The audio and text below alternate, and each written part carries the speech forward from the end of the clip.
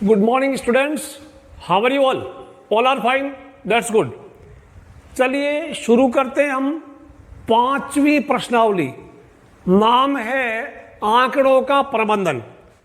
विद्यार्थियों, इसको शुरू करने से पहले मैं आपके सामने कुछ शब्द देता हूं, आप उनके अंग्रेजी में मीनिंग याद कर लो। ज़्यादा दिक्कत नहीं, आप बड़ी कक्षा में जब पढ़ेंगे तो आपको बहुत आराम रहेगा और साथ में आपका अंग्रेजी में भी फायदा ही हो रहा है। तो मैंने यहाँ भी लिखा है आपके लिए, और आप इनको एक एक करके स्पेलिंग समेत आप इनको याद करना लिख के। तो पहला है आंकड़े। आंकड़े को बोलते हैं डाटा, DATA, डाटा मीन्स आंकड़े।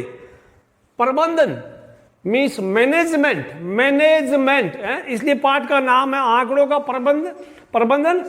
इसको अंग्रेजी में बोलते हैं डाटा मैनेजमेंट। ठीक है, मैनेज करना, किसी चीज को कैसे मैनेज करते हैं, कैसे उसका प्रबंधन करेंगे। आलेख अंग्रेजी में बोलते हैं ग्राफ और हिंदी में बोलते हैं आलेख। प्यारे विद्यार्थियों, ग्राफ कई बच्चों को पता, लेकिन आलेख के बारे में मालूम नहीं। तो आलेख मीन्स ग्राफ या ग्राफ मीन्स आलेख। उसके बाद आ जाएगा चित्रालेख यानी पिक्टोग्राफ। पिक्चर मीन्स चित्र होता है, पिक्टोग्राफ चित्र का आलेख, चित्र बना के मतलब चित्र के द्वारा ग्राफ बना हुआ, यानी ग्राफ के अंदर चित्र बने हुए होते हैं, उसको बोलते हैं पिक्टोग्राफ। अगला आ जाएगा डबल मीन्स दुगुना। दुगुना मीन्स डबल या डबल मीन्स दुगुना हो जाएगा। फिर आएगा बारंबारता का फ्रीक्वेंसी मीन्स बारंबारता। ये होती क्या, मैं अभी समझाऊंगा इसके बाद। फिर बांटना, डिस्ट्रीब्यूट, बांटना को डिस्ट्रीब्यूट बोलते हैं। उसके बाद लिखा बंटवारा मीन्स डिस्ट्रीब्यूशन। डिस्ट्रीब्यूट बांटना ये वर्ब हो गई और डिस्ट्रीब्यूशन ये नाउन हो गई।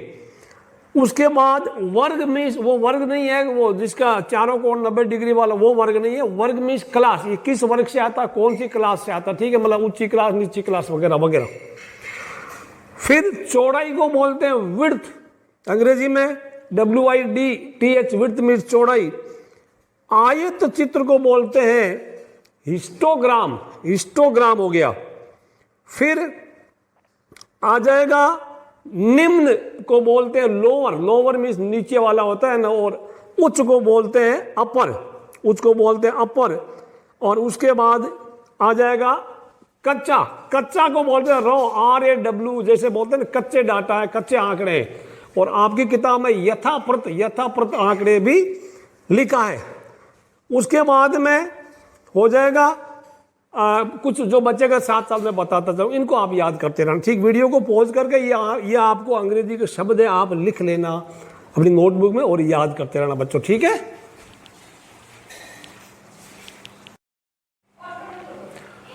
अब हम पहला समझते हैं चित्रालेख, जिसको पिक्टोग्राफ बोलते हैं आप लोग।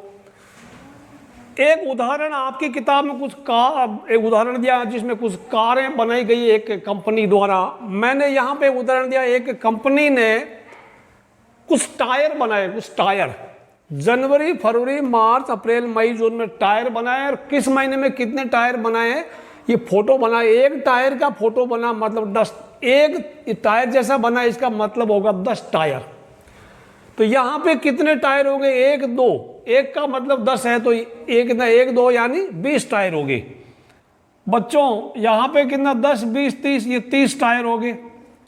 ये कितना, 1 2 3 4 5 मतलब 50 टायर, 50 टायर्स हो गए बच्चों। ये 1 2 टायर और एक आधे का मतलब, आधे का टायर आता नहीं, मतलब 10 का आधा 5 है, 10 का आधा 5 है, मतलब इस आधे का मतलब हो गया बच्चों। पूरे सर्कल का चक्कर का मतलब 10 टायर, इसका मतलब 5 टायर हो गया, ठीक है, 5 टायर है। तो ये 10 10 20 और 5 25 टायर बन गए। यहाँ कितना हो गया, 1 2 3 4 5 6 60 टायर बन गए। ये कितने टायर हो गए, 10 और 5 15 टायर हो गए। इस तरह का ये चित्रालेख होता है। ये इसके सवाल आपके परीक्षा में आते नहीं है, कोई पूछा नहीं जाता है। तो इसको आपने समझ लिया, चलिए बहुत बढ़िया। अब पढ़ते हैं दंड आलेख। दंड मीन्स डंडा, दंड मीन्स डंडा होता है, बार होता है ना, बार। दंड का मतलब ही होता है डंडा, डंडा, डंडे जैसा ग्राफ, ये डंडे है ना, ऐसा रहेगा। इसमें क्या होगा बच्चों, ये जो ऊर्ध्वाधर अक्षिस है ना, खड़ी वाली लाइन, इसके सहारे सारे हम लिखेंगे आंकड़ों की संख्या, आंकड़ों की संख्या।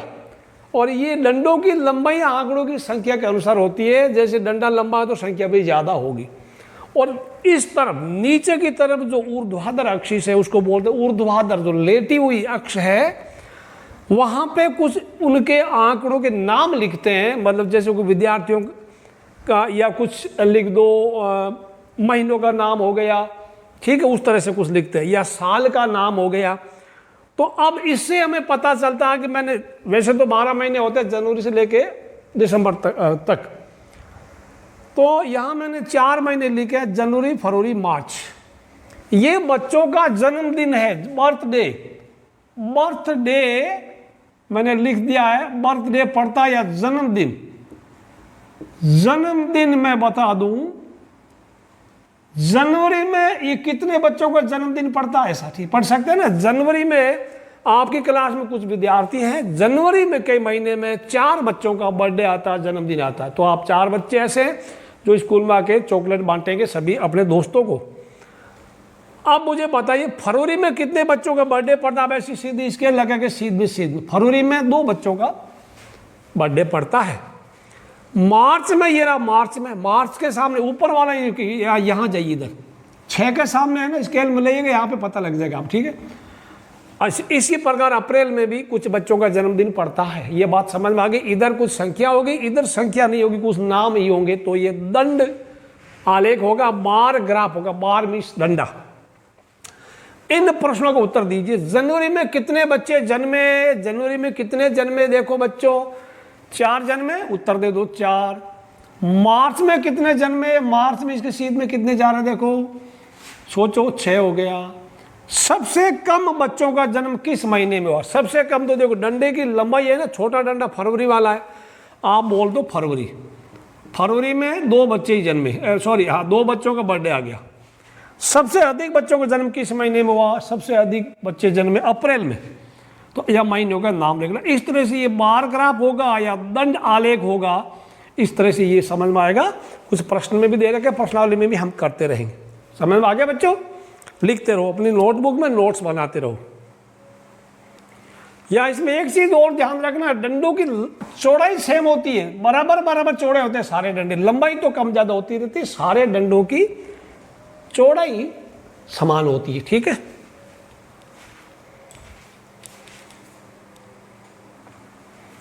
अब आ जाओ द्विदंड आलेख। द्वि मीन्स 2, डबल डंडे बनेंगे, 2 डंडे हर बार। कभी कभी 3 भी बन सकते हैं, बट हमारे सिलेबस में ये 2 दंड वाले ही है।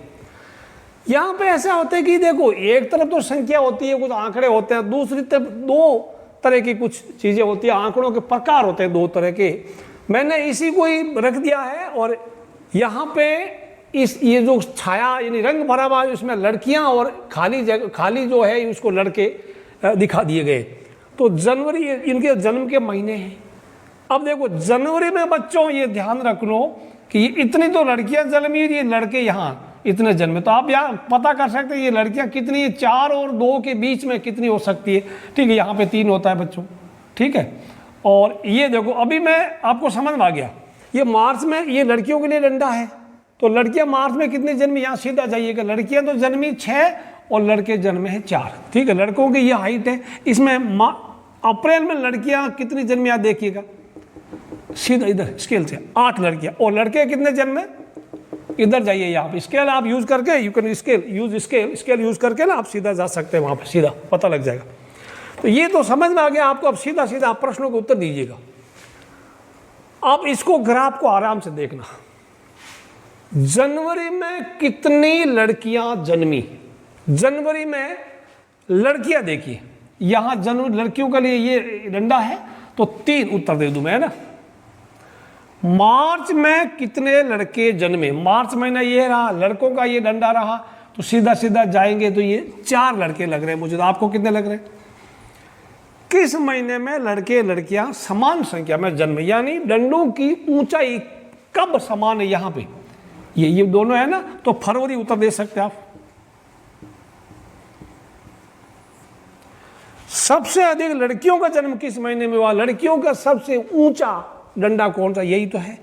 यहाँ लड़कियां 8 जन्मी है अप्रैल में, सॉरी तो हम दे सकते अप्रैल महीना। तो इस तरह से बच्चों ये था हमारा डबल बार ग्रेफ यानी द्विदंड आलेख, इसको समझ लो। इनकी भी चौड़ाई तो सबकी समान समान होती है और ये दोनों चिपके होते हैं आपस में, ठीक है। एक में ये चिपके होते हैं, बीच में यहाँ गैप होता है। समझ में आई बात? इसको लिख लो आप। अब हमारे अलग अलग अगला टॉपिक आ गया आंकड़ों का संगठन, मतलब उनको इकट्ठा करना आंकड़ों को। अब देखो 2 तरह के आंकड़े होंगे, एक तो यथा प्राप्त, मतलब जिस रूप में हमें मिले वैसे ही, ठीक है। वो आंकड़े उनको रो मीन्स कच्चा, इनको कच्चे आंकड़े भी बोलते हैं बच्चों, इनको कच्चे आंकड़े भी बोलते हैं, कहेंगे कच्चे आंकड़े भी बोलते हैं इनको। किसी किताब में लिखा रो डाटा, RAW, रो मीन्स कच्चा और डेटा मीन्स आंकड़े हो गया। ये बिल्कुल ऐसा ही है जैसे आपकी क्लास में मैं आके पूछूं भाई हरी तुम्हारे कितने नंबर है, मैं नंबर लिख दिया। सीता तुम्हारे कितने, प्रियंका तुम्हारे कितने नंबर आए, सुमन आपके कितने नंबर आए, निर्मा के कितने नंबर आए, महेश के कितने, सुरेश, सब के अलग अलग मैं नंबर, मतलब यथा प्राप्त। अब जैसे जैसे आप बता रहे हो अलग अलग वो आंकड़े मैं लिखता रहूँगा। ये तो आंकड़े हो गए कच्चे आंकड़े, ठीक है। अब इन आंकड़ों को हम वर्गीकृत करेंगे, अलग अलग बांट देंगे, ठीक है। तो उनको वर्गीकृत आंकड़े बोलते हैं, वो देखते हैं क्या होता है। उसके पहले हम कुछ चीज़ों का कुछ शब्दों की परिभाषा पढ़ लेते हैं, वो होते हैं क्या, फिर पढ़ेंगे वर्गीकृत आंकड़े। ये कच्चे आंकड़े तो कुछ नहीं है, जैसा पूछा जैसा हमको मिल गया वही कच्चे आंकड़े हो गए। अब हमारा अगला टॉपिक आ गया बारंबारता, फ्रीक्वेंसी जिसको बोलते हैं, फ्रीक्वेंसी पढ़ना नहीं यार आप, फ्रीक्वेंसी बहुत ही काम की चीज़ है बच्चों, आप इनको अंग्रेजी याद कर लो, आपके अंग्रेजी के विषय में भी ये चीज़ें कहीं न कहीं आती रहती है। कोई आंकड़ा या वस्तु जितनी बार आती है उसको फ्रीक्वेंसी बोलते हैं।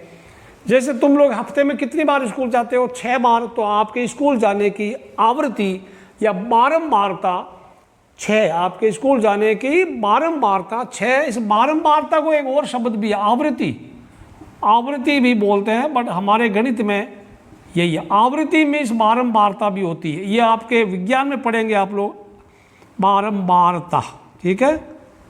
ये 9वीं कक्षा में विज्ञान में होगा, आवृत्ति, बारंबारता, फ्रीक्वेंसी। यहाँ एक मैंने ऐसे ही आपके लिए एक सारणी बना रखी, आपकी किताब में सारणी नंबर 5.1 है बच्चों। यहाँ क्या है, अलग अलग बच्चों से जाके पूछा माइक लेकर के, भाई आपको कौन सा विषय अच्छा लगता है?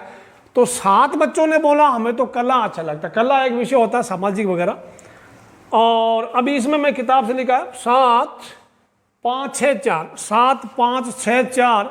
यहाँ मैं कुछ और कर दूँ, अगर मैं यहाँ 12 कर दूँ, चलिए। गणित 12 लोगों को अच्छा लगता है, क्योंकि गणित सबसे अच्छी चीज़ होती है, सभी अच्छी होती है, पर गणित 12 लोगों को अच्छी लगी। विज्ञान 5 लोगों को अच्छी लगी।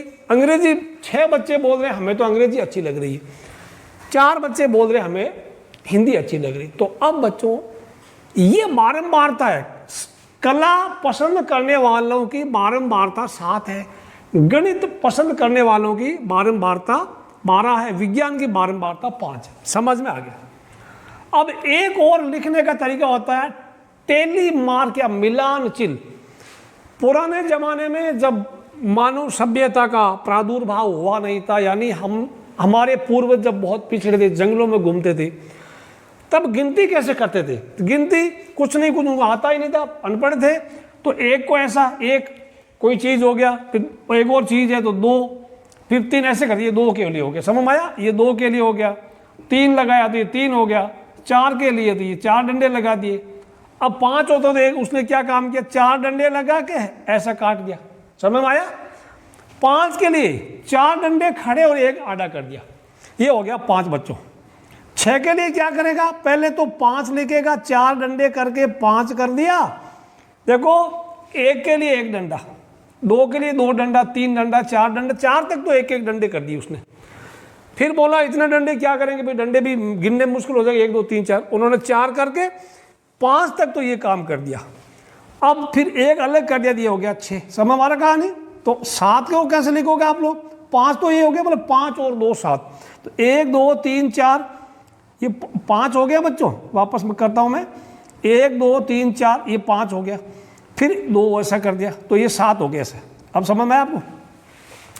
अब भरो 7 के लिए क्या करेंगे? 1 2 3 4 करके 5वां ऐसे कर दिया और 2 अलग कर दो, ये 7 हो गया। ये टेली मार्क है या मिलान चिन्ह है, मिलाया है। 12 को कैसे करेंगे? 5 5 2 कर देंगे ना, तो 1 2 3 4, ये 5 हो गया, 1 2 3 4, फिर 5 हो गया, 5 5 10 हो गया और 2 और कर दो, ये 12 ऐसे दिखते हैं। अब 5 का तो आपको पता ही है, 1 2 3 4 ऐसे काट दो। 6 का 1 2 3 4 ऐसे करके 5 हो गया और ये 1 6 हो गया। 4 का क्या किया? 1 2 3 4, ये ऐसे। ये टेली मार्क है या मिलान चिन्ह है बच्चों, ऐसा क्वेश्चन परीक्षा में आ सकता है। ये तो होगी बारंबारता, ये हो गया मिलान चिन्ह, ठीक है। और ये इनके विषयों के नाम। इस तरह के सवाल हमारे परीक्षा में एक आता है कभी कभी, इसको लिख लो, समझ लो, आपकी किताब में भी दे रखा है। और बच्चों इस तरह की सारणी को बारंबारता बंटन सारणी, बंटन में इस बांटना, ठीक है, बारंबारता बंटन सारणी बोलते हैं। मैं वापस बता देता हूं, और इसको आप संक्षेप में याद रखना था।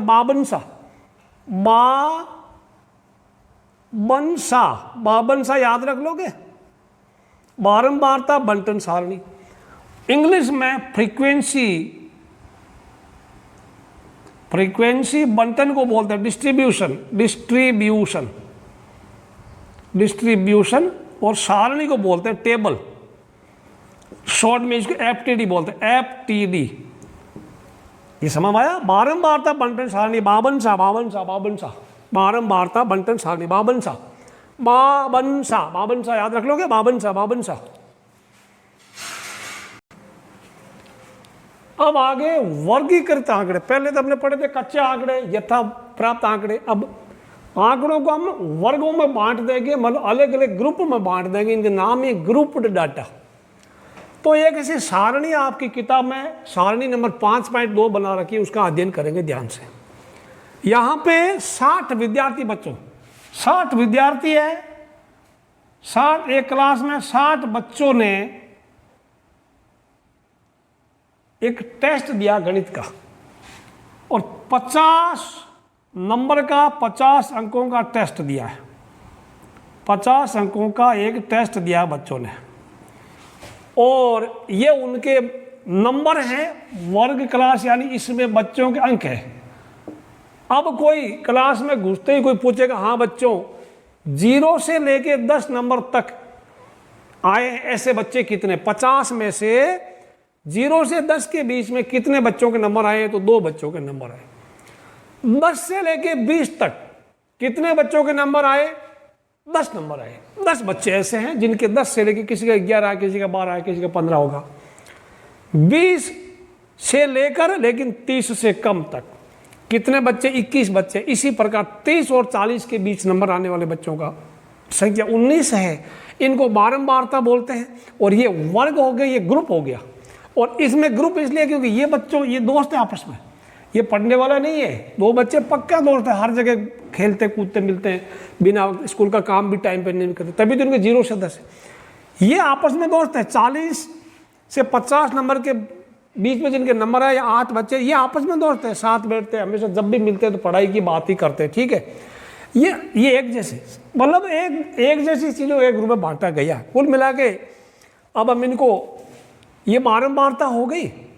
अब इनको टेली मार्क आपको आता है। टेली मार्क, 2 नंबर को टेली में कैसे करते हैं? 2 ऐसा हो गया, ठीक है। ये आप टेली मार्क करके वीडियो को पॉज करके टेली मार्क आप कर दो। इनको मिलान चिन्ह लिख दो। ये टेली मार्क है, मिलान चिन्ह है। मैंने थोड़ा 5.2 में थोड़ा परिवर्तन किया। आपके उसमें 50 से 60 के बीच में एक बच्चा है, तो मैंने 50 नंबर का टेस्ट रखा, और किताब वाले ने 60 नंबर का रखा है, ठीक। अब इन सारी चीज़ों को पढ़ते हैं।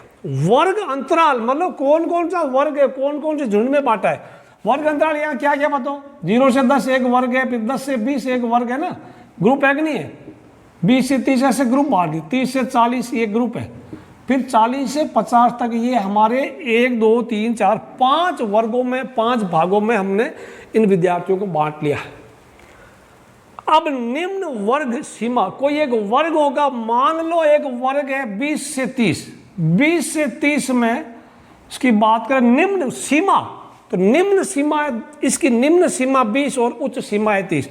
इसकी निम्न सीमा कितनी है, इसकी हो जाएगी 20 और इसी की उच्च सीमा हो जाएगी 30। समझ में आया? 20 से 30 में ये उच्च सीमा बच्चों, ये तो होगी निम्न वर्ग सीमा और ये होगी उच्च वर्ग सीमा। समझ में आया? निम्न वर्ग सीमा 20, इसमें तो 30 से 40 में निम्न वर्ग क्या 30 निम्न सीमा और उच्च वर्ग सीमा है मतलब ये इधर निम्न सीमा 30 और ऊंचे वाली 20 हो गई।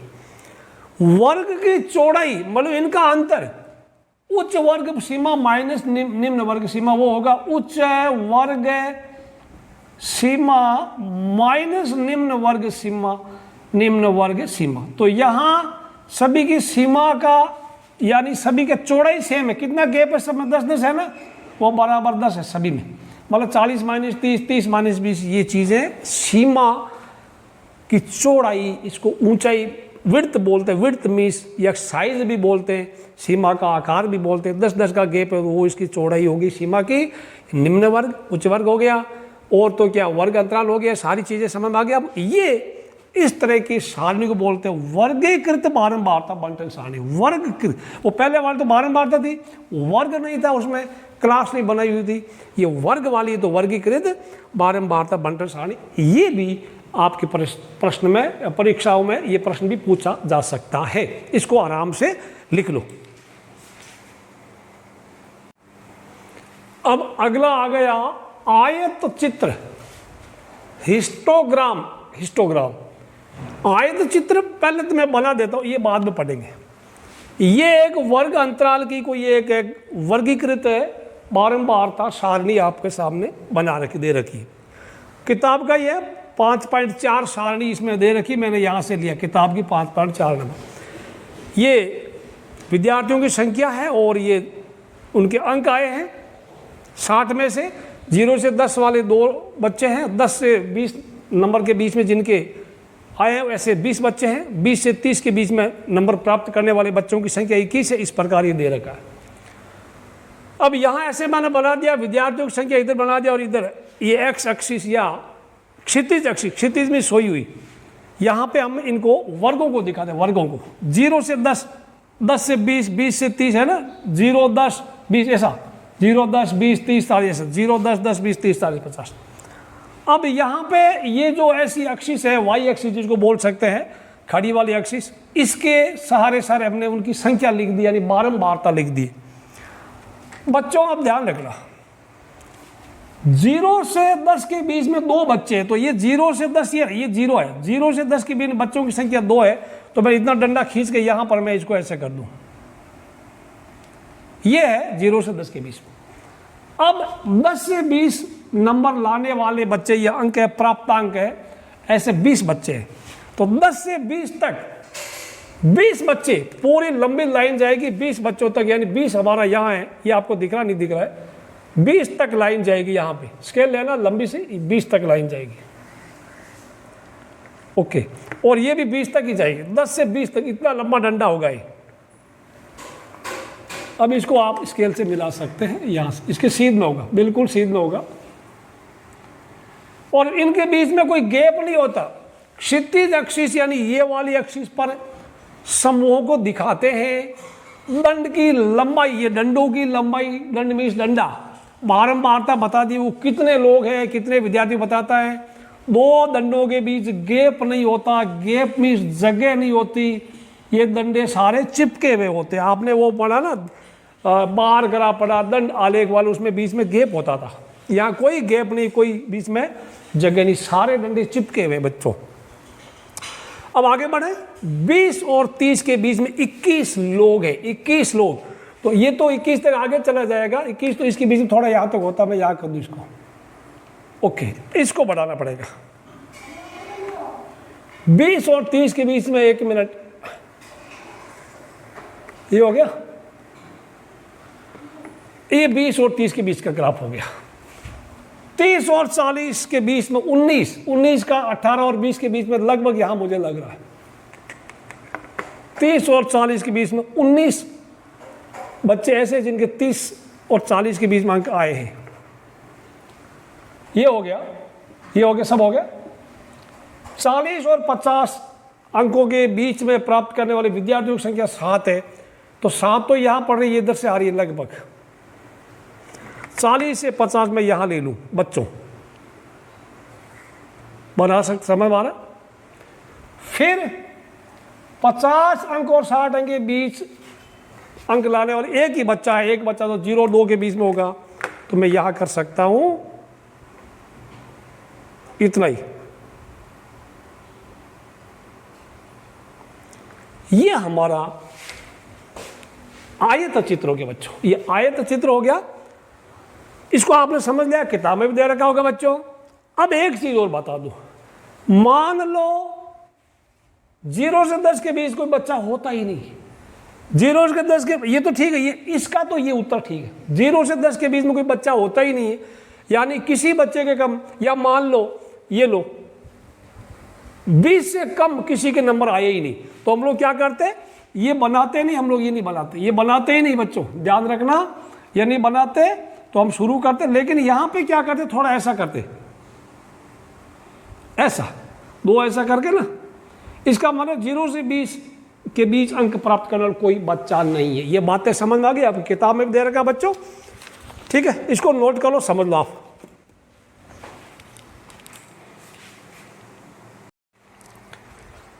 विद्यार्थियों, ये रहा आपका प्रश्नावली 5.1 का पहला सवाल। सवाल मैंने वहां लिख रखा है और जवाब यहां लिख दिया, मैं एक एक करके आपको समझाऊंगा। निम्नलिखित में से किन आंकड़ों को दर्शाने के लिए आप एक आयत चित्र का प्रयोग करेंगे? पहली बात तो आयत चित्र का प्रयोग हम तब कर सकते हैं जब हम आंकड़ों को वर्ग अंतरालों में बांट सकते हैं, अंग्रेजी में क्लासेस में बांट सकते हैं। एक तरफ तो बारंबारता होती है, नीचे वर्ग अंतराल होते हैं। अब एक एक करके पढ़ते हैं। एक डाकिये के थैले में विभिन्न क्षेत्रों के पत्थरों की संख्या, विभिन्न क्षेत्र, तो इसका सीधा जवाब होगा नहीं, क्योंकि क्षेत्रों की संख्याओं को हम वर्ग अंतरालों में नहीं बांट सकते। दूसरा, किसी खेल कूद प्रतियोगिता में प्रत्याशियों की ऊंचाइयां, प्रत्याशियों को ऊंचाइयां, मान लो लड़के खेलने वाले खिलाड़ी हैं, तो हाँ, क्योंकि खिलाड़ियों की या प्रत्याशियों की ऊंचाइयों को हम वर्ग अंतरालों में बांट सकते हैं। जैसे 140 से 150, मान लो 140 से 150 सेंटीमीटर जिनकी ऊंचाई है, ऐसे 10 खिलाड़ी है। 150 से 160 वाले ऐसे 15 खिलाड़ी है। इस तरह से हम इसको बांट सकते हैं। तो आंकड़ों को जब ऐसे इस तरह की क्लासेज में या वर्ग अंतराल में बांट सकते हैं, उसमें हम आयत चित्र का प्रयोग कर सकते हैं, अंग्रेजी में हिस्टोग्राम। ओके, नंबर सी में 5 कंपनियों द्वारा निर्मित कैसेटों की संख्या, इसका सीधा जवाब होगा नहीं, क्योंकि कंपनियों की संख्या को हम वर्ग अंतरालों में नहीं बांट सकते। ऐसा नहीं बोल सकते 5 से 10 कंपनियां, 10 से 15 कंपनियां, टोटल 5 ही, इसका होगा जवाब नहीं। डी में लिखा है किसी स्टेशन पर प्रातः 7 बजे से शाम 7 बजे तक रेलगाड़ियों से जाने वाले यात्रियों की संख्या। हाँ, क्योंकि रेलगाड़ियों के रवानगी के समय, रवानगी है, खानगी नहीं, समय को हम वर्ग अंतरालों में बांट सकते हैं। मैंने उदाहरण भी दिया है, मान लो 7 बजे से 8 बजे तक है, ये 1500 यात्री गए, ठीक है, और 8 बजे से 9 बजे तक जितनी रेलगाड़ियां यहाँ से छूटी है, उनमें कुल 1700 यात्री चले गए, और 9 से 10 बजे के बीच में 1900 यात्री इसमें बैठे हैं। इस प्रकार आगे भी आप दे सकते हैं, शाम के 7 बजे तक 12 घंटे का बना सकते हैं। ये प्रश्न परीक्षा में आने का संभावना इसका कम है, ठीक, फिर भी समझना जरूरी है। इसको विद्यार्थी नोट कर लो आप आराम से, देख लो, आराम से वीडियो को पॉज करके नोट करना है। अगला सवाल, दूसरा सवाल, सवाल नंबर 2 आपके सामने ये रहा बच्चों, पढ़िए आराम से। यहां पे लिखा हुआ आपके सामने, किसी विभागीय स्टोर पर खरीदारी करने आए व्यक्तियों को इस प्रकार अंकित किया गया है। पुरुष को M से क्या है, M male, MELE, male means पुरुष होता है तो मेल का पहला लेटर ले लिया। महिला को W से क्या है तो WOMAN, वुमन मीन्स औरत या महिला, तो W ले लिया। लड़का B फॉर बॉय, B से क्या है लड़की को, G फॉर गर्ल से किया। अब बच्चों यहां पे जो प्रातःकाल पहले घंटे में किसी बहुत बड़ा शॉपिंग मॉल है वहां खरीदने गए थे, तो शुरू के 1 घंटे में मान लो 7 बजे शॉपिंग मॉल खुला, तो 7 से 8 बजे तक ये लोग WG मतलब वुमन वुमन, महिला महिला महिला, फिर गर्ल बॉय वगैरह वगैरह, इस तरह से ये गए। अब आपको क्या करना है बच्चों, इसको एक मिलान चिन्हों का प्रयोग करते हुए बारंबारता बंटन सारणी बनाइए और इसे प्रदर्शित करने के लिए दंड आलेख बनाइए। आपकी किताब में दंड आलेख बनाया नहीं, किताब वाले ने दंड आलेख नहीं बनाया। तो पहले आप इसमें पूरे में W कितने, W पूरे गिन लो। तो W मैंने गिन लिए 28 है, और मैन है 15, बॉय लड़के 5 और लड़कियां 12। देखो ये एक चीज ध्यान दे लो यार, किसको खरीदारी करने का ज्यादा शौक है, महिलाओं को। 28 महिलाएं, आदमी सिर्फ 15 के, और लड़के लड़कियों देखो लड़कियों को ज्यादा खरीदारी करने का शौक है। चलिए तो हमारे गणित की बात हो रही है, ये बारंबारता बंटन सारणी मिलान चिन्ह बनाएंगे। 28 को कैसे लिख दो, 5 बार 5 और 1 3 लिख दो। 15 को 3 बार ऐसे कर दो आप। 5 को या मिलान चिन्ह बनाइएगा, जैसे 5 का क्या होगा मैं बनाऊँ आपके लिए, फिर आप बनाइए, वीडियो को पॉज करके खुद आप कर सकते हैं। ये 4 डंडे खरीदिए 5 वैसे, ठीक है, बाकी आप बना सकते हैं।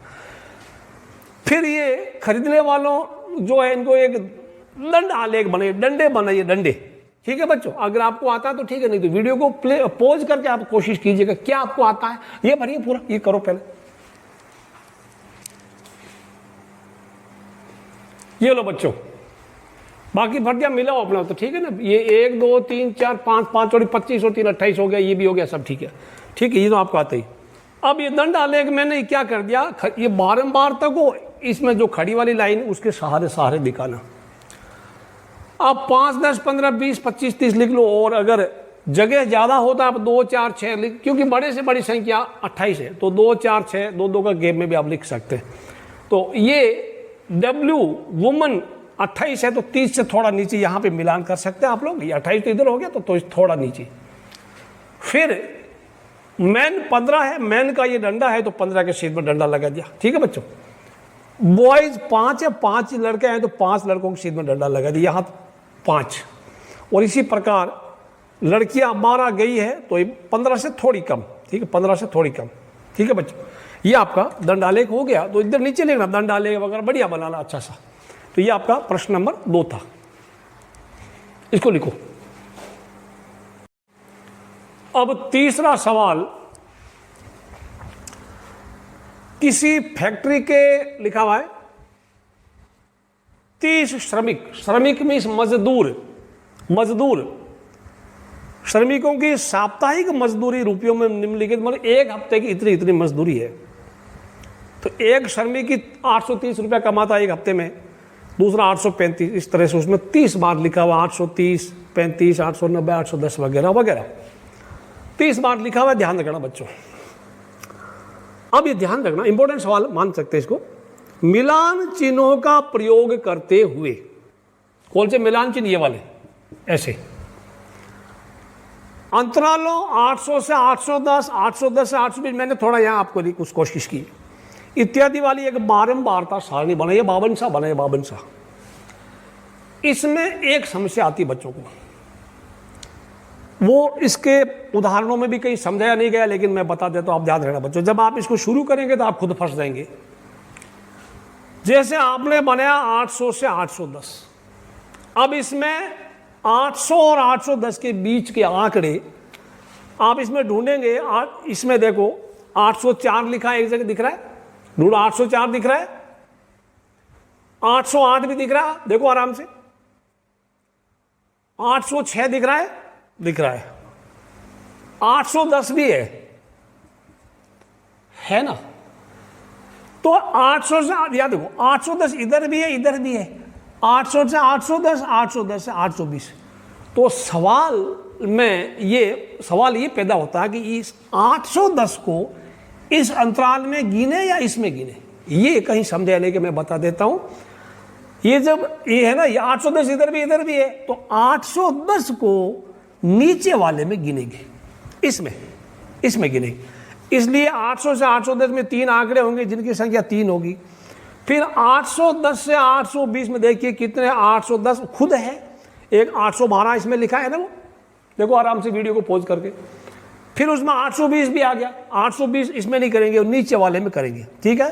तो 810 से 820 में 2 आंकड़े, इसी प्रकार सारे आंकड़े आप वीडियो को पॉज करके बनाइए, मिलान चिन्ह का इस्तेमाल कीजिए, ठीक है। बावनसा बनाइए, बारंबारता बंटन सारणी बनाइएगा, बना सकते हैं ना। ये एक दिक्कत थी, बाकी तो कोई दिक्कत नहीं थी। बनाओ इसको, देखे।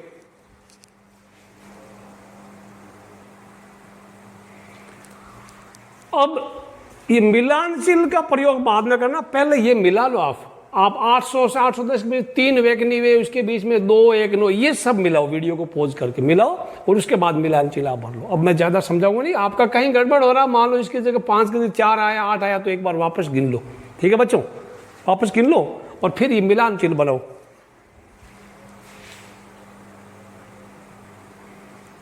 अब ये लो मिलान चिन्ह भी मिला लो आप। मैं 1 मिनट रुक जाता हूं 10 सेकंड के लिए, आप पॉज करके मिलान चिन्ह मिला लो, तो आपको आता ही है। अगले सवाल नंबर 4 में आपसे पूछ रहा है, प्रश्न 3 में दिए आंकड़ों से प्राप्त सारणी, जो अभी आपने सारणी बनाई थी प्रश्न 3 में, उसको आपके पास तो नोटबुक में लिखी है ही, ज्यादा मेहनत करनी नहीं पड़ेगी। उसके लिए एक आयत चित्र बनाइए, हिस्टोग्राम बनाइए और निम्नलिखित प्रश्नों को उत्तर दीजिए। बाकी उत्तर तो हम बाद में देंगे, ठीक है। तो पहले वो हम बना लेंगे, एक आयत चित्र बना देते हैं, बीच में गैप नहीं होता है, ठीक है। चलिए शुरू करते हैं, आयत चित्र बनाते हैं। आप भी बनाओ, कोशिश करो। ये देखिए, अब ये आयत चित्र, ये आयत चित्र है। कैसे? प्रश्न 3 की सहायता से हमने आयत चित्र बनाया है। आंकड़े आपके प्रश्न 3 में पड़े ही हैं। 800 से 810 के बीच में जिनकी कमाई है हफ्ते भर की, ऐसे 3 लोग हैं। तो मैंने ये 1 2 3 4 यहाँ ऐसा कर दिया, गैप है हमारे पास, संख्या छोटी थी, बारंबारता ही है, तो 3 जितना ऊंचा डंडा कर दिया। 810 से 820 आप प्रश्न 3 में देख सकते हैं, ऐसे 2 मजदूर है, तो 2 के सामने डंडा ही रहोगे, 2 के सामने है ना, ओके। 820 से 830 एक मजदूर है। 830 से 840 ये डंडा इतना लंबा है, और ये कितने मजदूर इसके सामने अगर आप चेक करेंगे तो कितने हैं? 9 लोग हैं, ठीक है, ओके बच्चों। अब इसी प्रकार आगे 850 से 860 एक मजदूर है। 860 से 870 के बीच में, 860 से 870 के बीच में 3 मजदूर है, ठीक है, ये इसके सामने।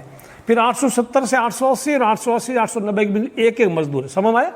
890 से 900 के बीच में ऐसे हमारे पास 4 मजदूर है। ये हमारा आयत चित्र है, बीच में गैप नहीं रखना है। दूसरी चीज, ये जो ऐसा है ना, ऐसा टूटा हुआ ग्राफ, इसको बोलते हैं अंग्रेजी में किंक, KINK, किंक है ये। इसका मतलब 0 से लेकर 800 तक हमने लिया ही नहीं। ऐसा कोई मजदूर ही नहीं है जिसकी 0 रुपये से लेकर 800 रुपये के बीच में मजदूरी है। हाँ, अगर 0 से शुरू होता तो हम ये किंक नहीं डालते, समझ में आ रहा है बच्चों। तो ये आपका था प्रश्न संख्या 4, इसको नोट कर लो, बढ़िया सा अच्छे से नोट कर लो आप। अब बच्चों इसमें 2-3 सवाल पूछे गए थे। किस समूह में श्रमिकों की संख्या सबसे अधिक है? ये सबसे लंबा डंडा ये है। तो 830 से 840 वाले में मजदूर सबसे ज्यादा है, 9 मजदूर है। फिर लिखा है कितने श्रमिक 850 या उससे अधिक अर्जित करते हैं। आप प्रश्न 3 की सारणी से भी कर सकते हैं, यहां भी कर सकते हैं। कितने बोला है? 850 या उससे अधिक। तो जैसे मान लो ये 1 है, इसमें 3 है, इसमें 1 1 और ये 4, कितने हो गए? 1 3 4, 1 5, 1 6 4 10 आ गया ना। अच्छा, कितने लोग 850 से कम कमाई करते हैं? तो टोटल 30 लोग हैं। 10 लोगों की कमाई 850 ज्यादा है, तो 30 में से 10 निकाल लो, इसका उत्तर 20 आ गया ना। तो ये आप लिख लो, बढ़िया सा नोट कर लो इसको। अब आखिरी सवाल ये रहा बच्चों, आपको ये ग्राफ यानी आलेख पढ़ करके सवालों के जवाब देने। फिर भी मैं पहले आपके सामने लिखा हुआ है, देखो बढ़िया बढ़िया सा। अवकाश के दिनों में एक विशिष्ट कक्षा के विद्यार्थियों द्वारा प्रतिदिन टीवी देखने के समय घंटों में दिया गया और ये ग्राफ में दर्शाए गए, आलेख में दर्शाए गए। अब आप निम्न प्रश्नों का उत्तर दीजिए। प्यारे बच्चों, ये प्रतिदिन देखे गए टीवी के घंटे, 1 से 2 घंटे के बीच में 4 विद्यार्थी टीवी देखते हैं। टोटल 80 विद्यार्थी यहाँ पे ये है ना, ये विद्यार्थियों की संख्या इधर देखो, ये 4, 8, 12, 16। 2 घंटे से लेके ज़्यादा, लेकिन 3 घंटे से कम, 2 घंटे से 3 घंटों के बीच कुल 8 विद्यार्थी टीवी देखते हैं डेली, रोजाना। 3 से 4 घंटे टीवी देखने वाले 22 विद्यार्थी हैं। 4 घंटों से लेके 5 घंटे तक टीवी देखते हैं 32 लोग, 32 विद्यार्थी। पता नहीं पढ़ाई कब करते हैं। 5 से 6 घंटे 8 लोग, और 6 लोग तो ऐसे हैं टीवी पर ही बैठे रहते हैं 6 बजे से 6 घंटों से लेके 7 घंटों तक। जैसे मान लो वो शुरू होता है, मान लो 6 घंटा, यानी शाम को 6 बजे भी टीवी देखना शुरू करता है तो रात को 1 बजे तक टीवी देखते हैं। ऐसे बच्चे 6 हैं।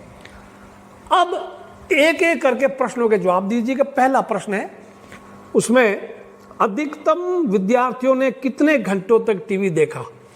कितने घंटों तक, यानी सबसे लंबा डंडा कौन है? 32 लोग ऐसे हैं तो कितने? 4 से 5 घंटे। यहां लिखेंगे 4 से 5 घंटे अधिकतम विद्यार्थी टीवी देखते हैं। अब दूसरा भाग मैं किताब में भी देख रहा हूं, 4 घंटों से कम। 4 से कम मतलब इसके इधर वाला इधर वाला, ये 3 से 4, 1 से 2, 2 से 3, 3, यानी 1 से 2, 2 से 3, 3 से 4, सबको आपको जोड़ना पड़ेगा। 4 + 8 12, और ये कितना हो गया? 12 प्लस, यानी 4 + 8 + 22। 4 विद्यार्थी है, 8 विद्यार्थी है और 22 विद्यार्थी है, कितना होता है बताओ? ये हो गया 34 विद्यार्थी ऐसे हैं जो 4 घंटों से कम समय तक टीवी देखते हैं। ये बच्चे पढ़ने वाले बच्चे हैं। कितने विद्यार्थियों ने टीवी देखने में 5 घंटे से अधिक का समय व्यतीत किया? 5 घंटे से ज्यादा, तो 5 तो ये पढ़े, 5 के इधर कितने? 8 + 6, यानी 8 + 6 बराबर 14 विद्यार्थी ऐसे हैं जो 5 घंटे से ज्यादा समय तक टीवी देखते हैं। विद्यार्थियों, अब ये प्रश्नावली 5.1 हमारी समाप्त होती है। वीडियो को लाइक करना, शेयर करना, सब्सक्राइब करना। See you in next video. Till then, bye bye.